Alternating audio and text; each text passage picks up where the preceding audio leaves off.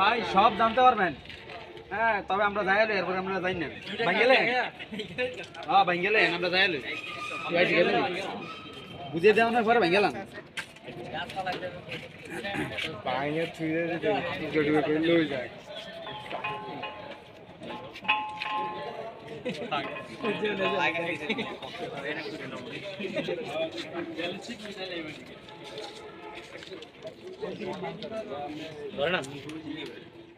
খেলতে গেলে কাজ করতে করতে তো নষ্ট করে নেবে।